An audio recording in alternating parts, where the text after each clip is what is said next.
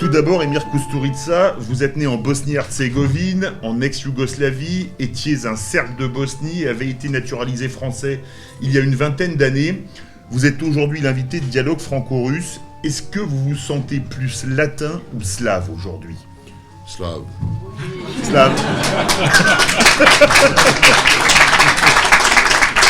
Ça au moins c'est direct. Je peux dire que, excuse-moi, parce que je disais à Elina que le problème avec moi, c'est je peux parler français colloquialement, mais pour moi c'est difficile pour faire une figure philosophique, historique en français. So, de temps en temps, je vais parler un peu anglais et français aussi. D'accord, parce que serbe, pour moi, ça va être très compliqué. Russe. Ruskida. Ruskida. Можно. Alors, Edmir Kusturica, la fin de la Yougoslavie, c'est la fin d'une société pluriculturelle. Comment que certains vantent aujourd'hui en France, pensez-vous qu'elle pourrait conduire le pays, votre pays maintenant, comme vous êtes français, à une guerre civile, comme l'a évoqué Emmanuel Macron il y a quelques jours ? Oui, c'est difficile, mais au début, c'était un pays créé par les autres. Le problème de Yougoslavie, c'était pas créé par le gens serbes, croates, macédoniennes, monténégrines.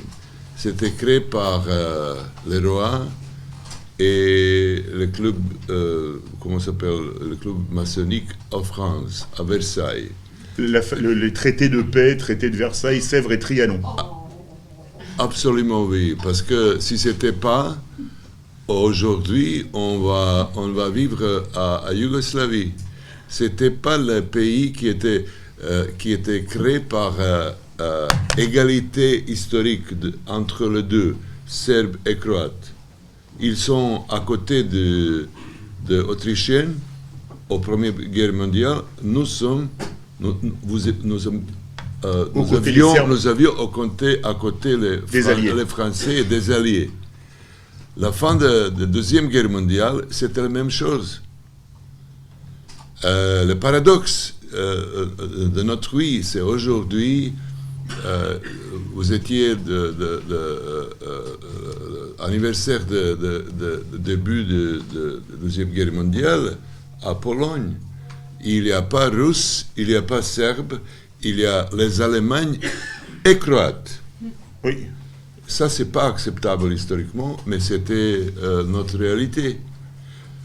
Ça, c'est la raison pour laquelle je dis que Yougoslavie était le produit naturel de l'histoire des Balkans, mais au procès de développement de la vie de ce pays, enfin, c'était montré que les Croates n'étaient pas prêts pour vivre ensemble avec les Serbes. Bon, et ça, c'est la meilleure raison pour laquelle nous avions utilisé par les Allemands, États-Unis et Français aussi. Et cette destruction de pays Yougoslavie était importée. En même temps, la première Yougoslavie était un grand conflit tout le temps entre les deux, Serbes et Croates. Parce que les Croates voulaient créer un pays indépendant. Avec les Oustachis. Avec les Oustachis, avec le Ante Pavelić. Je suis pro-yougoslave, mais, et c'était un pays incroyable, mais enfin, j'ai compris que Yougoslavie, c'était un... J'espère que l'Union européenne ne va pas finir comme Yougoslavie avec la guerre civile. J'espère. Je crois qu'on ne va pas voir ça. Mais alors, justement, il y a 20 ans, c'était la guerre du Kosovo, 1999. Quel regard portez-vous dessus 20 ans après ? Guerre à Kosovo, c'est le début de géopolitique des États-Unis pour installer militairement à Kosovo, l'OTAN. Mais au premier, c'est une chose pour montrer à l'Europe que nous sommes le boss du monde. C'est pas juste pour nous, c'est pour vous aussi. Mais il y a peut-être, tu vas comprendre ça après 10 ans, 15 ans, parce que c'est une action militaire de l'Ouest. Et c'était pas juste la guerre pour l'humanité, pour les sociétés civiles, multiculturelles. C'est pas vrai ça. Mais je voudrais vous poser une question. C'est le bon style. Comme bon style, c'est le camp de l'OTAN au Kosovo, c'est ça? Oui. Quel bon style, absolument. C'est bon style avec 4000, 5000 soldats. Et c'était, comment tu dis, comme en Allemagne, Drang nach Osten. La poussée vers l'Est. Alors, Drang nach Osten, vraiment, c'est la poussée vers l'Est. La même chose. C'était la théorie d'Hitler dans Mein Kampf qu'il fallait faire l'espace vital du peuple allemand dans la poussée vers l'Est. Avant, c'était Napoléon. Après, c'était Hitler. Aujourd'hui, je ne sais pas c'est qui. Je voudrais vous poser. Mais c'est le système. C'était encrestation politique, mais militairement, c'est très cruel. Je voudrais vous poser une question que je n'avais pas prévue dans les questions, mais vous l'avez remise à l'esprit. Quand il y a eu la guerre en Yougoslavie, il y a une statue de Franchet d'Esperet à Belgrade, pardon. Franchet d'Esperet, c'était le chef du corps expéditionnaire français dans les Balkans pendant la Première Guerre mondiale. La statue de Franchet d'Esperet a été voilée de noir, et il y a à peine un an, pile, quand on a commémoré les 100 ans de l'armistice de la Première Guerre mondiale, j'avais poussé un coup de gueule à l'antenne. Parce que quand j'ai vu que le chef de l'État serbe était mis avec les pays qui n'avaient rien fait pendant la Première Guerre mondiale, alors que la Serbie a laissé 27% de sa population morte pendant le premier conflit mondial, j'avais poussé un coup de gueule là-dessus. Comment est-ce que vous ressentez ça, comme vous avez deux cultures, la culture serbe et également vous êtes de nationalité française, comment est-ce que vous jugez le comportement de la France dans ces deux cas de figure? Grâce à France, à la fin de la Première Guerre mondiale, et grâce à Marshal Clemenceau, c'était fini pour nous, pour notre bataille, quand c'était la fin de victorieuse pour une petite nation comme nous sommes. Le problème avec ça, c'était le développement, les dernières 30 années. C'était commencé avec la fin de Mitterrand. J'ai écouté mon ami qui m'a dit que Clinton était avec Mitterrand ici et il disait je vais bombarder Serbes. Mitterrand répondait c'est pas possible, tu vas pas faire ça parce que c'est la nation, je respecte beaucoup. Après la mort de Mitterrand, on était bombardé par la seule chose à propos de nous, c'est comme quelqu'un qui construit la maison sur la autoroute. Chaque fois il y a Drang nach Osten, ils ont détruit le pays, la maison, à tous. Et ça c'est le problème. Et ça c'est, je pense que notre nation, c'est un petit mais grande nation en même temps. Parce que je ne sais pas qui peut résister et survivre dans cette place qui était tout le temps la route de Moyen-Est et gasoline et tous. On va parler de la Russie également, évidemment, comme on dit à l'amitié franco-russe. Vous avez dit que le Kosovo, c'était un avertissement pour l'Europe. Quand vous voyez les événements, ne serait-ce que de ces derniers jours en Catalogne, alors déjà, question, le gouvernement espagnol avait reconnu le Kosovo immédiatement. C'est bizarre qu'il n'ait pas la même volonté de droit des peuples à disposer d'eux-mêmes en Catalogne. Ça pose question. D'ailleurs, je vous posais la question. Et deuxième chose, est-ce qu'on va vers la dislocation des États-nations en Europe? Je ne sais pas exactement, mais je peux dire que, comme j'ai dit avant, le problème de Kosovo, c'est le problème de déchristianisation de l'Europe de l'Ouest. La sensibilité de la culture gale, la sensibilité de votre comment vous voyez le deux mondes, l'histoire, les arts, c'est concentré dans la question de Kosovo. Parce que sinon Kosovo, je pense que la culture chrétienne va évaporer très vite. Parce qu'il n'y a pas... Vous vous souvenez, Palmyra, qu'est-ce qui se passe à Palmyra, à Syrie? Il n'y a pas de réaction pour destruction de cette ville qui était construite 3e, 4e siècle. Pourquoi? Parce que c'est la part de la culture chrétienne. Et si nos cultures chrétiennes, je ne sais pas répondre à la question, nous sommes qui, on va où? Et ça, c'est le problème, meilleur problème pour moi à connecter de la question de Kosovo. C'est la même chose avec la Catalogne.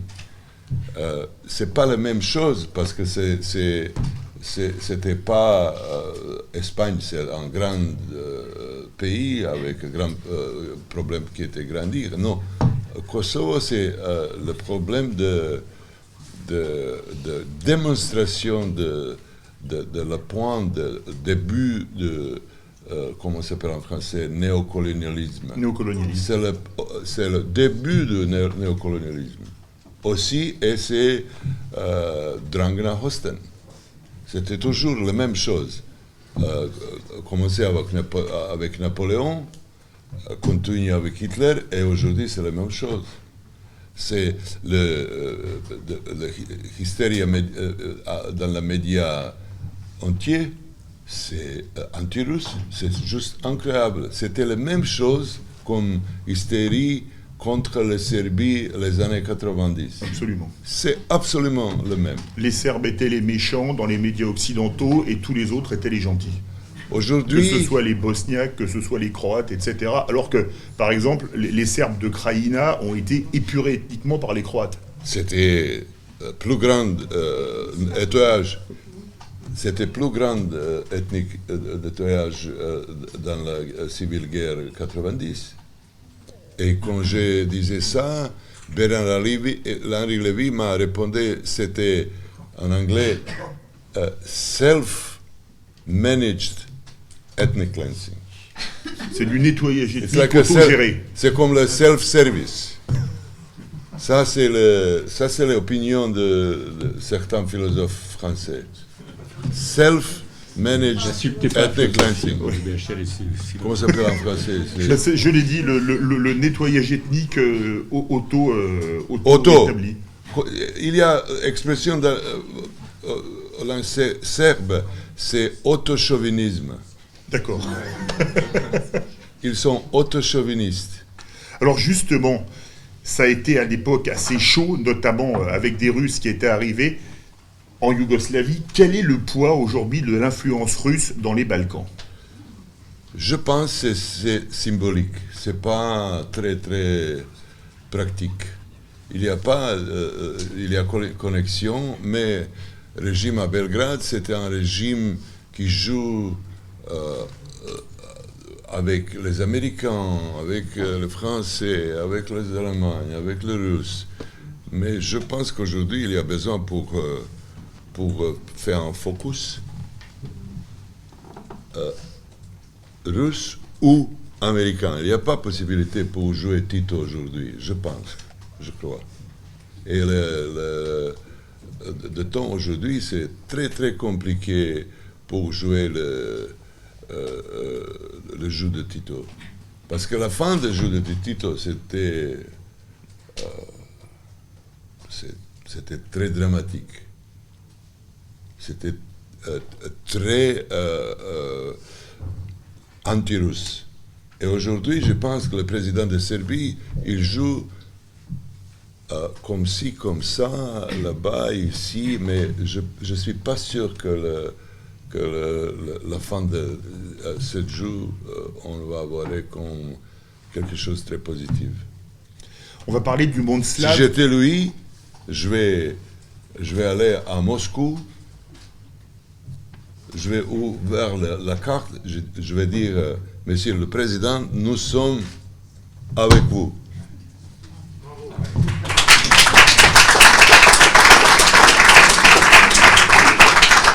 Mais si j'étais français aussi.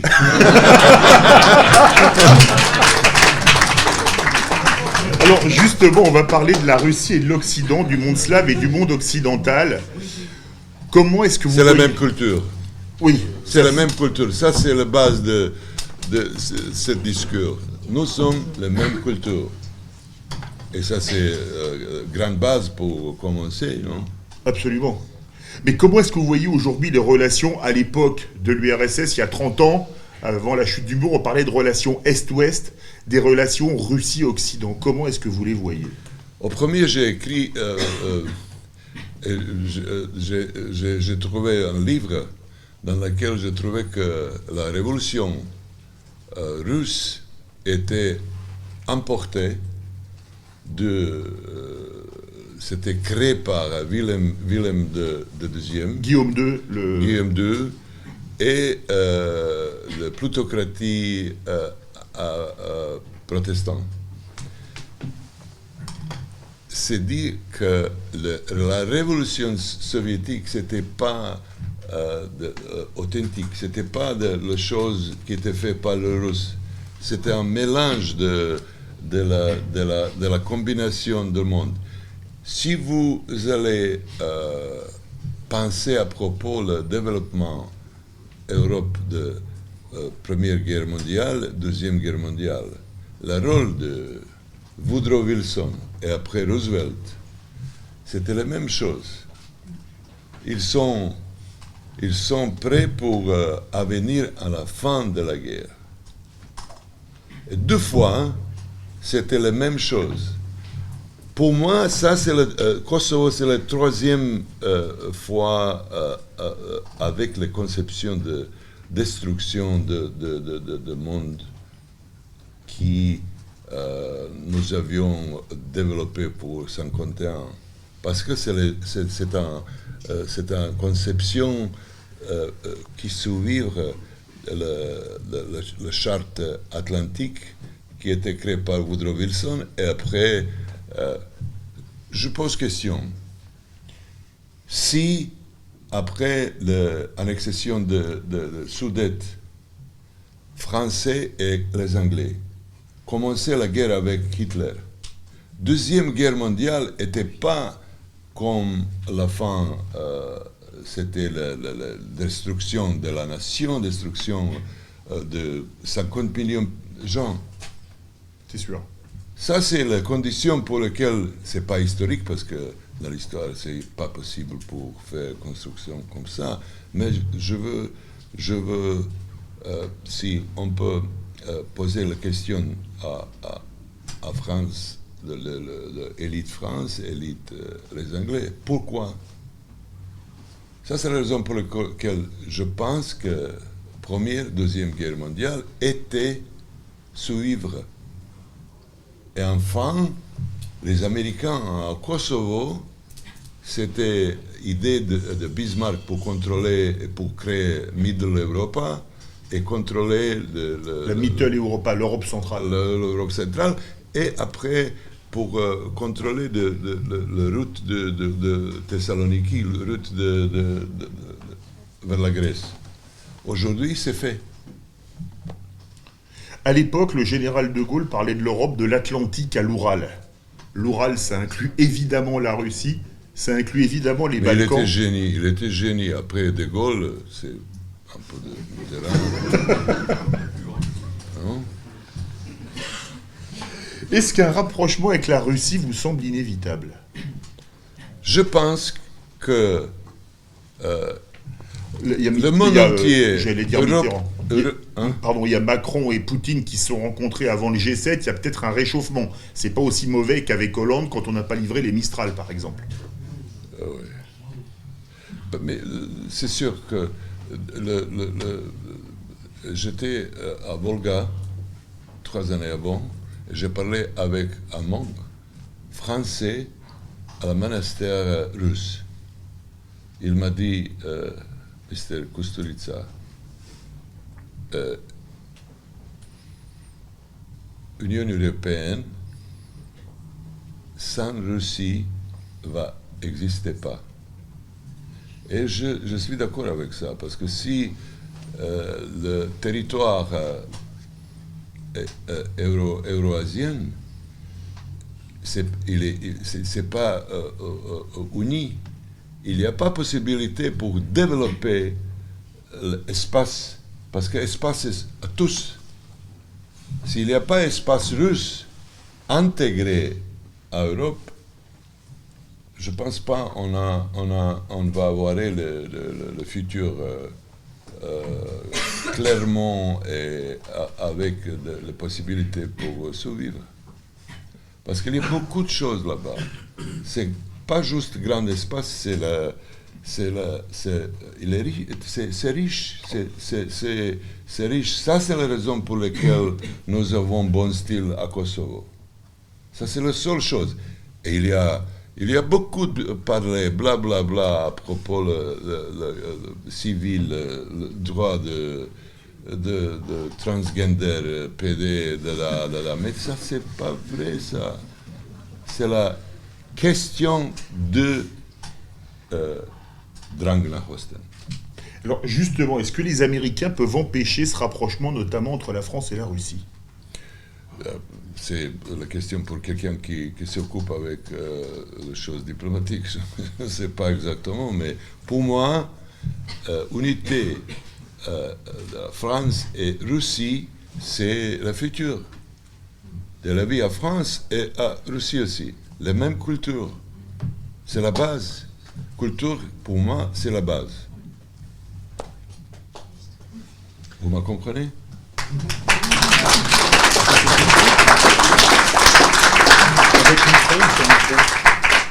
Bon, allez-y, premier. Alors, je voudrais tout d'abord vous remercier pour ce que vous avez fait pour le cinéma, pour tous vos films qui nous ont réjouis. Et comme on est dans le cinéma, je voudrais dire que depuis maintenant peut-être la guerre du Kosovo, dans les films, mais aussi les téléfilms qui passent à la télévision, avant, le méchant avait l'accent allemand, maintenant il a l'accent russe ou serbe. C'est-à-dire qu'on a donné une image négative des Serbes et des Slaves en général, en leur donnant maintenant le mauvais rôle que jouait, il y a encore 10-15 ans, le méchant avait l'accent allemand. Et pour répondre aussi à la question, est-ce qu'il faut s'appuyer sur Poutine ? Le problème, c'est que face à l'hégémonie américaine, l'Europe n'a pas 36 possibilités, je pense. Voilà. Oui, le boss de l'Europe, c'est les États-Unis. Et si c'est un axiome, il n'y a pas grande possibilité pour manœuvre, pour faire quelque chose d'original. L'Union européenne, c'est contrôlé par State Department et Washington. Le département d'État, oui. Le département d'État. Et c'est très clair. Il n'y a pas autonomie. Union européenne, la chose avec l'Union européenne, c'est très proche de la construction de l'Union soviétique. Oui, absolument. Comment s'appelle l'Europe à Bruxelles La Commission européenne. Commission européenne. Ils sont qui? Ils sont. Nous avions voté pour leur ou ils sont. C'est choix de quelqu'un. Comment, как называют Совет Европы? L'Union, le Soviet européen. Le Soviet de de l'Europe. l'Europe, D'accord. absolument, le Soviet de l'Europe. Ça pouvait être interprété comme ça. Il y a commissaire, décide. commissaire. Oui. Voilà, commissaire, voilà. Commissaire, c'est la Deux même choses chose. différentes. Non, non, il y a le Conseil européen où il y a 28 commissaires, avec un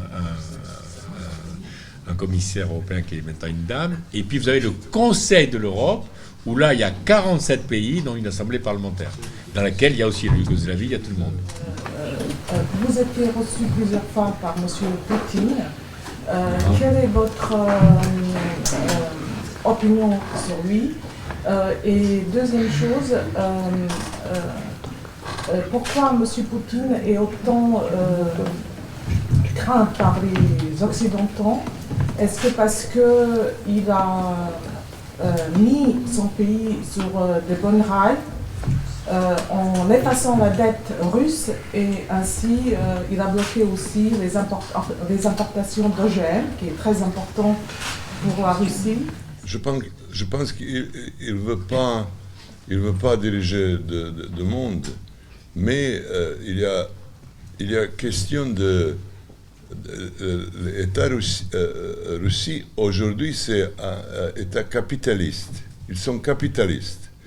Et nous avons oublié, ça c'est très important pour comprendre la Russie aujourd'hui. Moscou, c'est pas la troisième Rome. C'est pas vrai ça, parce qu'ils sont pas prêts pour faire un bon style à France. Je pense que c'était une chose délicate, et il est grande personnalité, il est charmeur, il est penseur, il est stratégiste. Il y a beaucoup de gens autour de M. Poutine, très intelligents. Et ça, c'est le pays qui a été changé pour 300 années. C'est le même État, c'est le même, comment ça s'appelle, Frontière. 300 années, pas changer frontière. Pour pays slave, c'est beaucoup. Nous avions changé 5 fois, parce que la mentalité... C'était vous qui jouiez Vetrov. Oui. Mais c'était un espion français, alors pour ceux qui savent, un espion français en URSS. Mais pour moi, c'était pas clair que c'était pas vrai dans le scénario. J'ai parlé avec quelqu'un de Russie. Le scénario original, c'était vrai, mais après, ce que c'est devenu... Après, c'était changé, c'était un peu comme tous. C'est la propagande. Absolument. C'est tout le temps la propagande. Monsieur, là-bas au fond. Sur l'Ukraine, sur l'Ukraine, et après c'est... Sur l'Ukraine, c'est le même scénario qu'avec la Yougoslavie. C'est la même chose. C'est Drangna-Hosten. C'est changer le nom de démocratie, mais c'était la question de le territoire. C'est la même chose avec monsieur qui s'appelle le japonais, qui écrit un livre 25 années avant. Il disait que c'est la fin de Fukushima. Oui. Fukuyama. Si j'étais... savais comment pour faire pour prendre la fin du problème, je vais président de Serbie. C'est très compliqué ça. Mais pour nous, je pense qu'il y a... j'ai fait un film à propos du président de l'Uruguay, Pepe Mujica, et quand j'ai posé la question, Monsieur le Président, comment vous allez finir le problème de l'Amérique du Sud?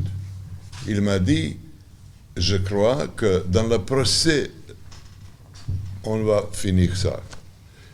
Je pense que la solution de Kosovo, c'est il n'y a pas possibilité pour reconnaître Kosovo indépendant pour nous, et pour croire que le temps va changer.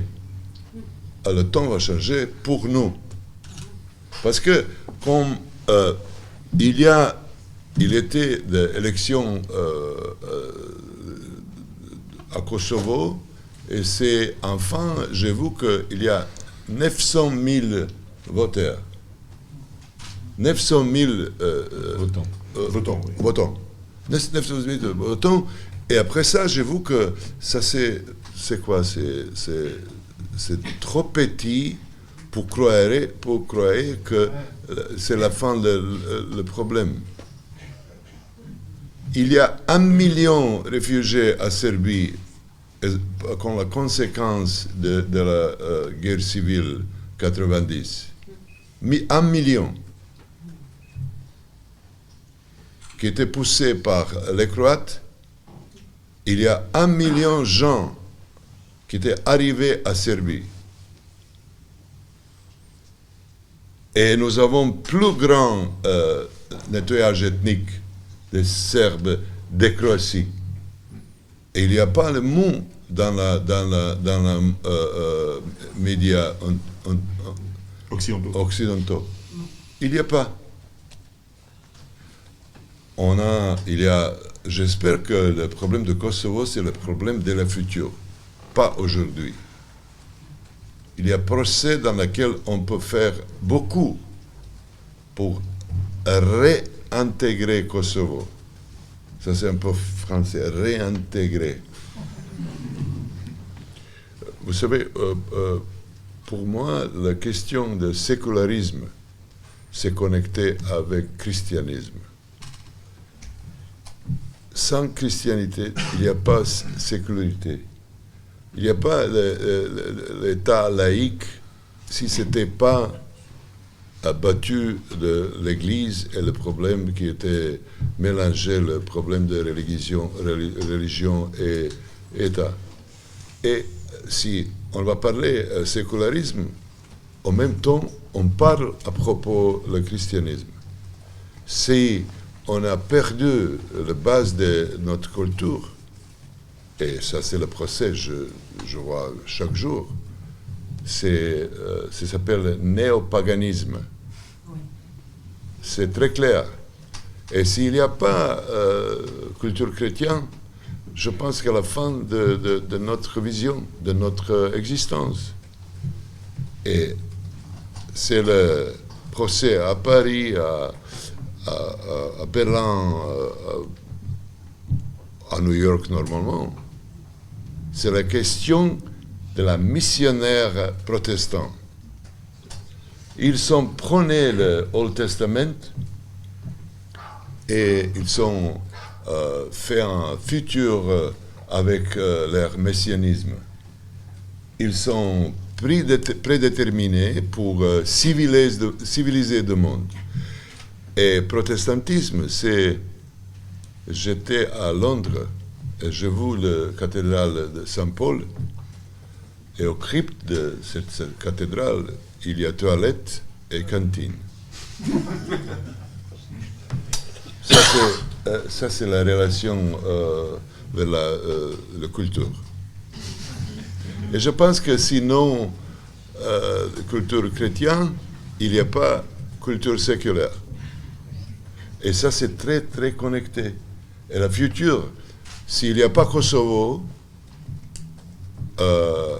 s'il n'y a pas Tchétchénie convertie à mosquée, il n'y a pas Paris. Et ça, c'est la connexion vraie.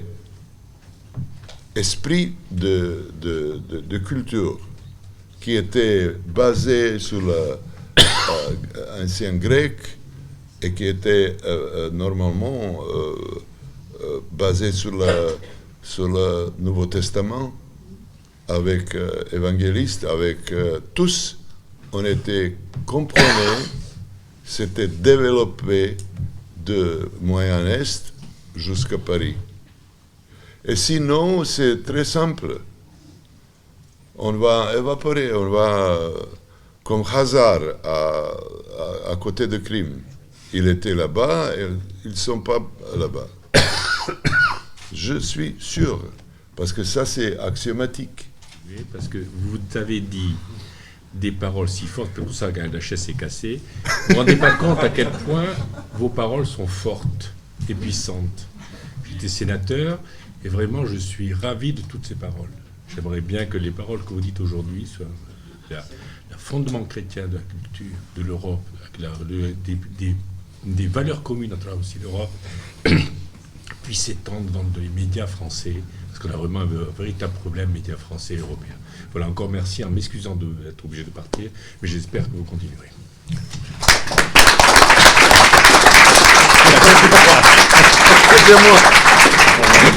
C'était prévu pour moi. Hein.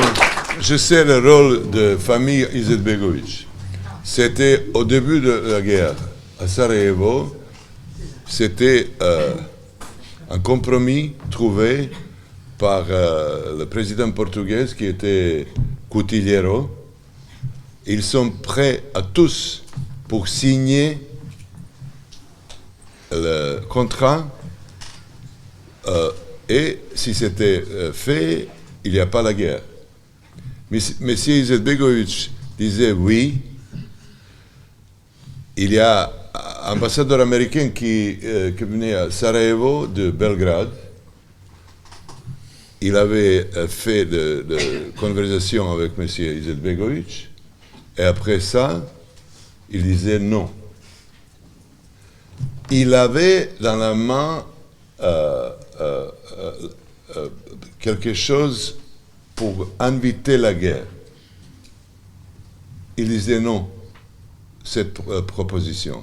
Je pense que c'est la famille Izetbegovic. Ils sont, parce que BBC était là-bas, c'est l'intelligence anglaise, ils sont préparés à tous, c'est pas juste à Sarajevo. Si M. Izetbegovic disait oui, il n'y a pas de guerre à Bosnie. Mais ça, c'est l'instrument pour, comme j'ai dit, les puritains protestants, qu'ils sont messianiques, ils sont tout le temps dans le processus de civilisation du monde. C'est le nom de démocratie, mais en fait, ce n'est pas démocratie. BBC à Sarajevo, BBC à Bagdad, BBC ici, BBC à Syrie, ça c'est vrai ça. Mais nous sommes, pour nous, Yougoslaves, il y a possibilité pour éviter la guerre. Je pense que M. Izetbegovic, Alia, c'était le mec qui était possibilité pour choisir pas de guerre. Il refusait. Après, parler avec l'ambassadeur américain à Belgrade. C'est quoi ça? C'est clair, non? Pour le monde slave, séparation, c'est tout le temps. Il y a atomisation de notre... comment ça s'appelle? Il n'y a pas possibilité pour faire quelque chose comme russe. La frontière n'était pas changée pour 300 années. Pour le pays slave, c'est beaucoup. Qu'est-ce qui se passe avec nous? Nous sommes divisés au premier par la division de l'Église chrétienne. Ouest. Il y a faiblesse de notre pouvoir à l'Est. C'est divisé, c'est continue pour divisé par l'Église locale.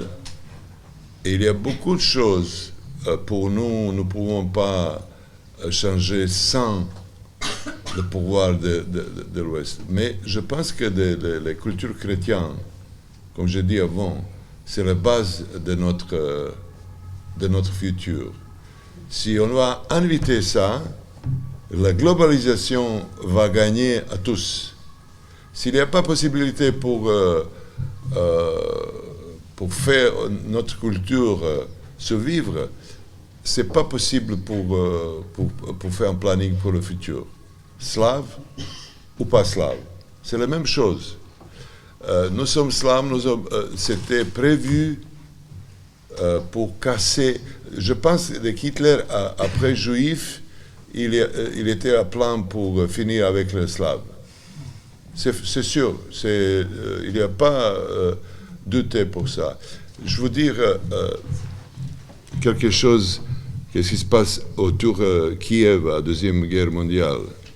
C'était occupé par les Allemands, les nazis, et il y a 5 femmes trouvées des officiers allemands. Ils sont ensemble pour 5 mois, et un jour, d'officier arrivé disait pourquoi on ne va pas faire un mariage? Jeune femme disait oui, il n'y a pas autre chose pour nous, il n'y a pas possibilité pour faire quelque chose d'autre. Et ils sont allés dans l'avion militaire et l'avion s'était monté et quand on était avec les costumes pour mariage, tous, 1000 mètres, ouvre la porte et fait ça avec comment s'appelle le bride La femme, la fiancée. La fiancée. Ça, c'était... J'espère qu'il n'y a pas aujourd'hui comme ça, mais racisme comme ça, c'était très expressif, très visible. Monsieur? Les relations contre les Slaves. Nous avons la grande crise de la migration. Mais c'est qui crée la crise de migration? Malheureusement, c'est M. Gaddafi qui disait ça avant il était tué. Si tu veux commencer la guerre à Libye, et on était commencé la guerre à Libye, et nous avons la crise d'immigration. C'était une idée de BHL. Oui, BHL, pour BHL, la manifestation de Gilets jaunes ici, c'est pas légal, mais au Maïdan, c'est légal. Ça, c'est incroyable, non? Le philosophe. Syrie, c'était créé par qui? Militaire occidental. Irak, c'était créé par qui? Militaire occidental.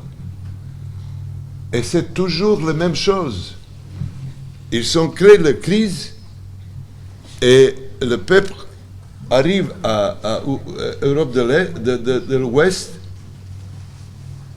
et ils ont fait l'action humanitaire pour ramener les gens ici.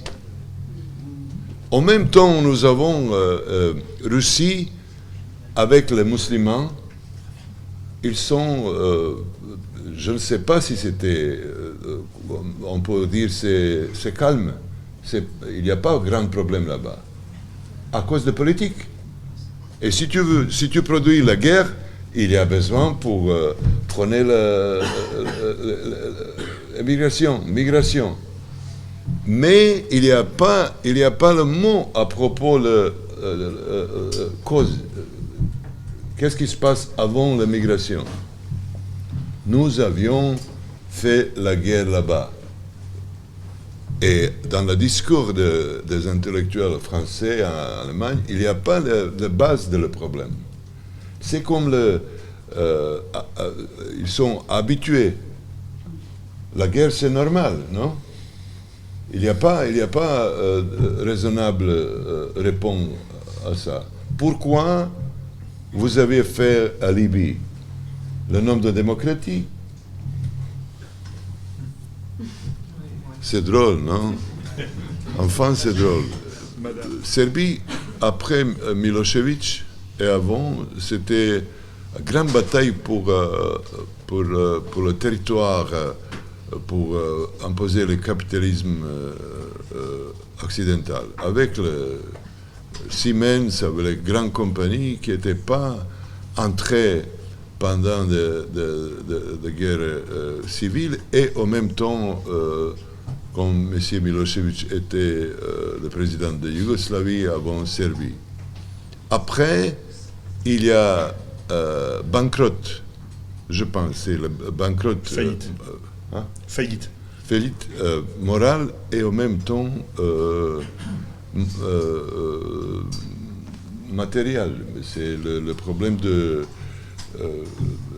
esclaves, parce que si vous allez gagner 200 euros par mois, vous êtes quoi? Esclave, non? C'est absolument vrai.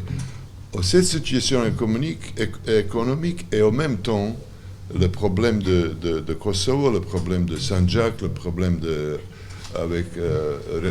relation avec les Croates, les Bosniaques, c'était un problème pour Serbie, c'était avant et c'était continu.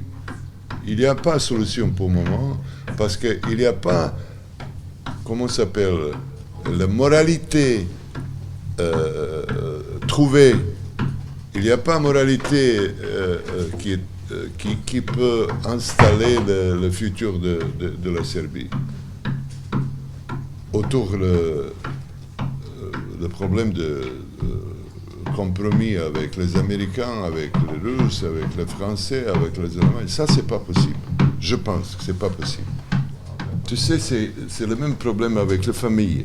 S'il y a un grand problème, c'est pas possible pour sauver ça dans la famille. Il y a autre côté qui peut générer bonheur et la famille va changer. Et je pense que les questions de Serbie et français aussi, c'est votre et notre connexion avec corporations, grand capital, les banquiers, le problème d'investissement qui était toujours et tout le temps bonheur pour investisseurs, pas pour les gens. Et en France, je pense que le problème c'est que cette culture, c'était quelque chose, je pense, la plus grande culture de l'Europe, parce que c'était 6e siècle, nous avions ici université, nous avions beaucoup de choses, et ce n'était pas tout le temps avantage. Culture, aujourd'hui, ce n'est pas avantage. Malheureusement, c'est vrai ça. Et si vous allez comparer Serbie et Kosovo, le Kosovar, c'est pas possible pour comparer ça.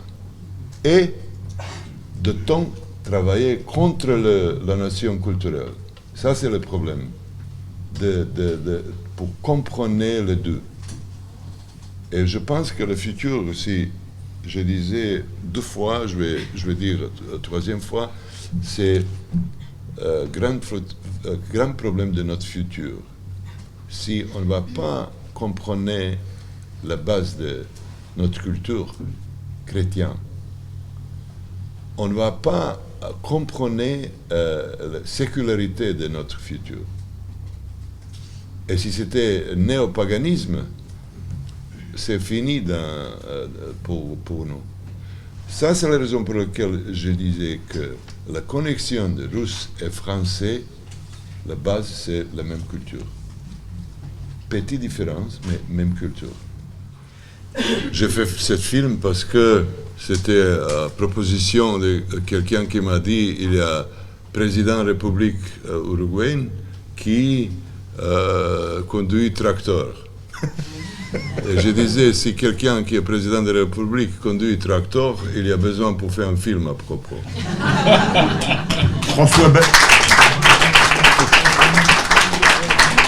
François Bayrou se vante aussi de conduire les tracteurs, mais il n'est pas président de la République. Comme j'ai dit avant, Yougoslavie, c'était créé c'est pas par nous, c'était créé par les autres et nous. La nation serbe était victorieuse à la fin de la Première Guerre mondiale et il y a les Croates qui étaient à côté autrichien. Et c'était fait, et c'était un, comment ça s'appelle, roi qui était assemblé et qui fait beaucoup d'erreurs dans la période de première Yougoslavie, et c'était défection contre la nation serbe.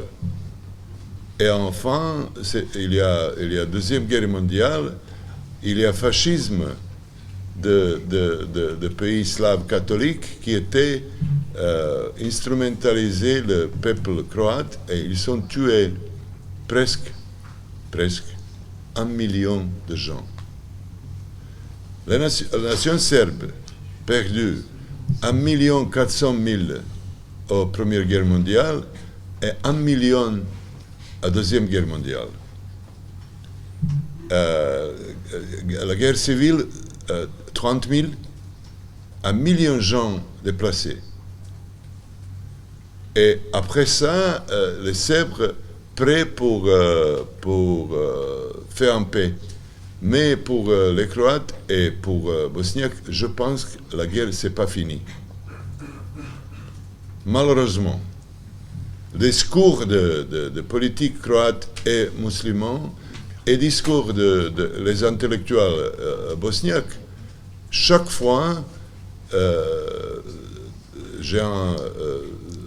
c'est un sens, on va finir la guerre à la future. Les Serbes, non. Pour nous, il n'y a pas possibilité, il n'y a pas nécessité pour faire une autre guerre. J'espère que M. Trump va gagner les élections avant, et après ça, je ne suis pas sûr le destin d'OTAN. Parce que maintenant, il y a unité, mais je ne pense pas que c'est la grande unité de cette organisation. Et c'est lui qui commençait le discours contre la chose de l'unité des pays de l'Ouest. J'ai écrit un scénario à propos de Genghis Khan. C'est à propos de la moralité de militaire. Deuxième film, et je pense qu'on va faire ça, c'est le crime sans châtiment.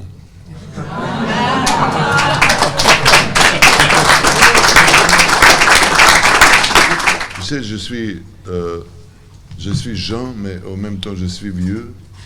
Et l'esthétique, j'ai adopté 40 années avant, c'était l'esthétique d'équidistance de temps.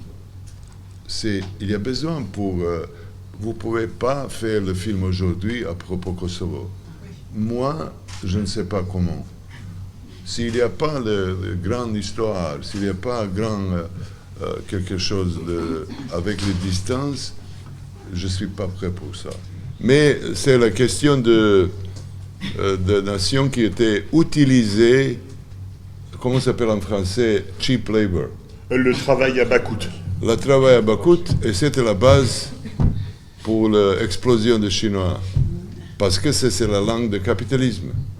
Ils ont fait ça avec le communisme. C'est le contrôle des communistes et la production capitaliste.